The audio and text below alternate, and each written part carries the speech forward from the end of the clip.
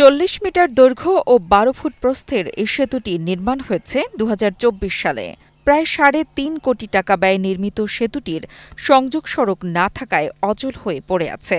এতে যাতায়াতে দুর্ভোগে পড়েছে এলাকার 30 গ্রামের মানুষ। আমরা তো অনেক দুর্ভিক্ষে আপনার এখন একটু হালকা আইতে পারতেছে, কিন্তু বর্ষাকালে তো আপনার কমর পানি হয়, এই পানি ভাঙিয়ে আমরা আসা যাওয়া করি। রোগী বলতে কি, তা যদি একটা গর্ভবতী মহিলা হয়, কিন্তু এই থেকে সারা আনার মতো কোনো ব্যবস্থা নাই। আগে নৌকা ছিল, এখন নৌকাও তো নাই। এই রাস্তা তো মনে করেন যে আমরা তো এই যে ইদানিং যে ক্রিয়া হয়েছিল, সংস্কার হয়েছিল এলাকাতে, কিন্তু এই ব্রিজের লাগে আমরা যে দুর্ভোগে আছে এটা জানি না কিসের জন্য হইতেছে না, কি লেনদেন কি এই বিষয়ে তো বুঝতে পারি না।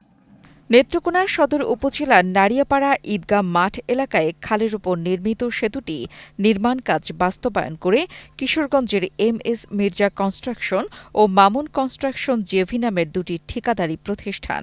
আমাদের নারিয়াপাড়া যে একটা ব্রিজ, বিগত 2 বছর যাবৎ এই ব্রিজটা অকেজোভাবে আছে। আমাদের এলাকাবাসী অত্যন্ত ভোগান্তি অবস্থায় আছে। আজকে এই ব্রিজটা যদি মেরামত সুন্দরভাবে মাটি কাটা না হয়, তাহলে আমাদের অত্র এলাকার অঞ্চলের লোক ফকির বাজার হইতে মুক্তির বাজার পর্যন্ত, আমাদের ইউনিয়ন পরিষদ পর্যন্ত লোক আসা যাওয়ার জন্য খুব ভোগান্তি আছে। কোটি টাকা প্রায়, হয়তো বা কত আমি জানি না, 3 কোটি টাকা। 3 কোটি টাকা সেতুটা প্রায় 2 বছর ধরে এইভাবে হয়ে পড়ে রয়েছে। এই ওই সাইডে যে আমাদের একটা বাজার আছে ফকিরে বাজার, আর এদিক দিয়ে আমাদের মুক্তিযোদ্ধা বাজার, কিংবা মানে 2টা ইউনিয়নের মাঝখানে তো লোক আনিগনির জন্য বিশাল ভোগান্তি হয়েছে। অনেক সময় লোক দেয়া গেছে যে এটার নিচে মানুষ পাত্রায়ও জ্ঞানী করতে। টানা তৃতীয়বার অর্জন করেছে দেশের সেরা সুপার ব্র্যান্ড স্বীকৃতি বসুন্ধরা টিস্যু।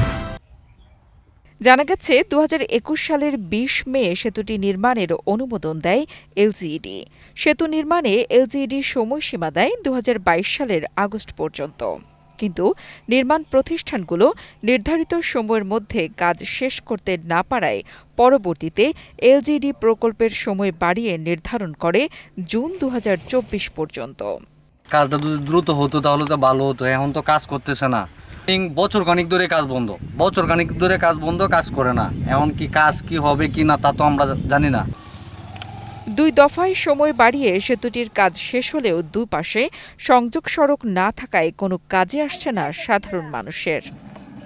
কি একটা অবস্থার মধ্যে যে আমরা আছি, ব্রিজটা লটকাইল হয়েছে বললেও কিন্তু 2টা মাথার সংযোগ এখন হয় নাই না। আমরা এখন কি করতে চাই না কি করব, আমরা এখন বর্তমানে আমরা এখানে চলাটাই আমরা বর্তমানে কঠিন সমস্যা হয়ে গেছে। এদিকে LGED বলছে প্রকল্পের ডিজাইন অনুযায়ী সেতু নির্মাণ করা হয়েছে, কিন্তু প্রকল্পে সংযোগ সড়কের জন্য ভূমি অধিগ্রহণের বরাদ্দ ছিল না। স্থানীয়রা প্রথমে জায়গা দেওয়ার আশ্বাস দিলেও পরে দেয়নি। ওনারা বলছিলেন যে আমরা অ্যাপ্রোচ রোডের জন্য জায়গা দিবেন, কিন্তু যখন ব্রিজ হয়ে গেছে তখন আর আসলে জায়গা দিতে চাচ্ছেন না বা দিতেছেন না। এই কারণে ব্রিজটা আসলে ওই স্ট্রাকচারটা হয়েই পড়ে আছে। ওনারা যদি, আর আমাদের যেহেতু ল্যান্ড অ্যাকুইজিশনের ব্যবস্থা নাই, এখানে রাখা নাই, তো এই কারণে আসলে ওনাদেরকেই মানে যদি জায়গা দেয় তাহলে আমরা অ্যাপ্রোচটা করে দিতে পারবো। এখন আসলে আমরা তাই মানে আমাদের পিডি অফিসকে জানাচ্ছি যে আমাদের এই অবস্থান। দ্রুত সংযোগ সড়ক নির্মাণ করে সেতুটি সাধারণ মানুষের চলাচলের উপযোগী করার দাবি স্থানীয়দের। ফয়েজ আহমেদ হৃদয়ের পাঠানো তথ্য ও ভিডিও চিত্রে ডেস্ক রিপোর্ট, কালের কণ্ঠ।